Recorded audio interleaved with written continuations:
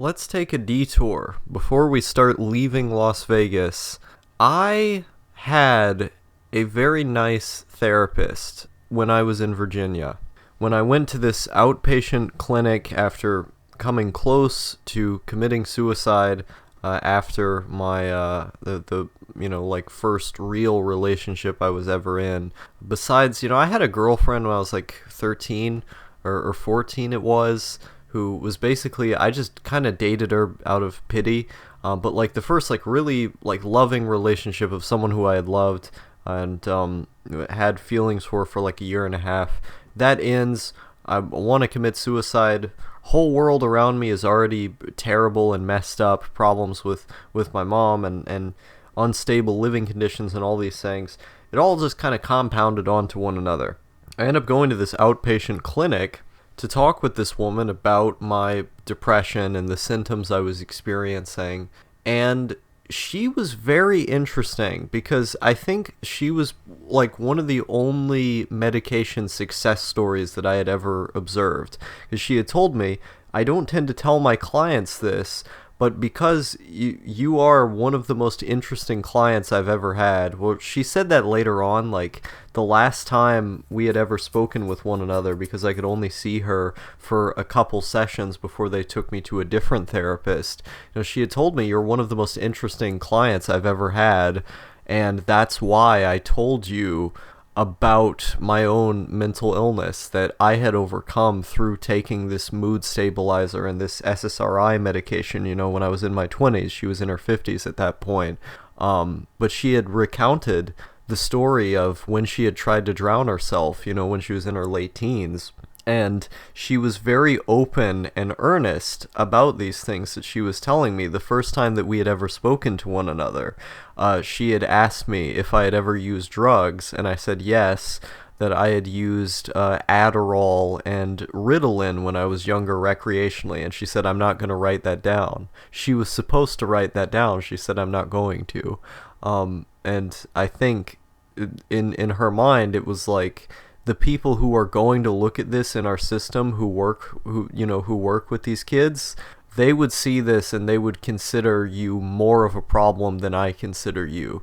I consider you responsible, Star, is essentially what she was telling me. And so she didn't write it down. She just didn't write down that I had used drugs in the past. I didn't mention alcohol for some reason.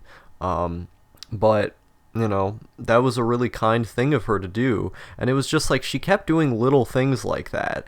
Like she would research certain topics that I would talk about, like meditation, for example, or like philosophy that I was talking about. She would like look it up, and like the next time I would see her, she would mention those things because she remembered them and learned more stuff about them. And she would give me these like personal anecdotes from her life about the medication that she had been taking and about her personal struggles with suicide and sort of the importance of therapy and these different things and how to cope.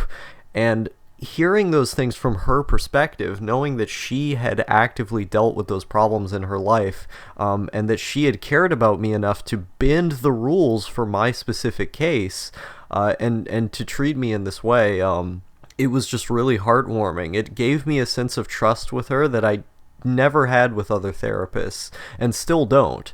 There are things that I would be able to tell her and did tell her that I would never be able to tell like my current therapist, for example, because I just don't trust them enough to do that. And it was a really wonderful experience being able to speak with her for the time that I did. I wish I got to speak with her more. But I'm never going to forget her. It's one of those people who they just stand out in your mind as a result of how unique they were. She had this very like firm, sort of kind disposition about her, and I don't know. I miss that therapist in a sense. She was a good person. One of the kind of funny things that she had brought up when I was talking about philosophy was that she had said that no one should read Nietzsche until they're an adult. that Nietzsche, that's how she had pronounced his name. She said Nietzsche was just this like very sad guy who young people tend to get swept up in, and that he's a bad influence on people. And of course, I very much agree. I think Nietzsche is a meme. And if you believe in a lot of the stuff he says, I am I believe in subjectivity, and I think subjectivity is important and that everyone believes things for their own reasons.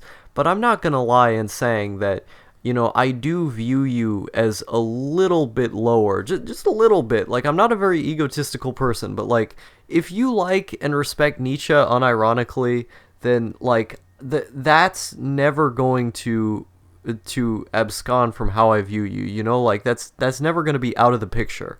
I think I used that word incorrectly. Pretentiousness star on that bullshit again.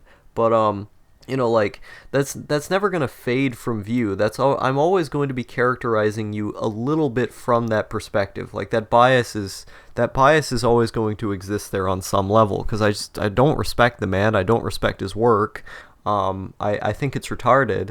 And, like, I don't think you're retarded if you like Nietzsche, but I do, I think you're slightly just a little bit more retarded.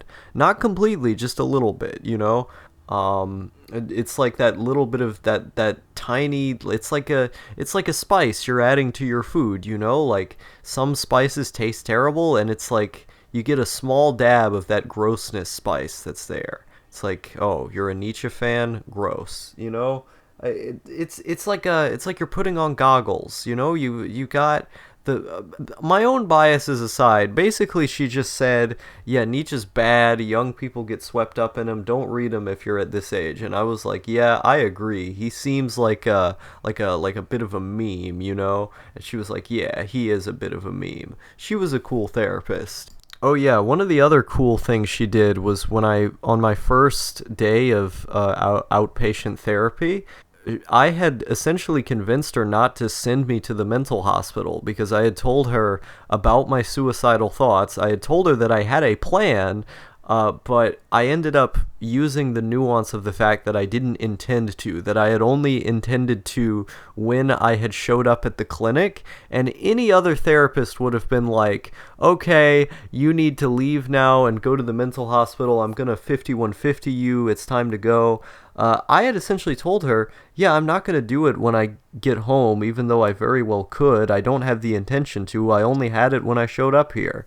And she was like, that's good enough. I'll send you home, lad. Just don't do anything dumb. She had trusted me enough to do that.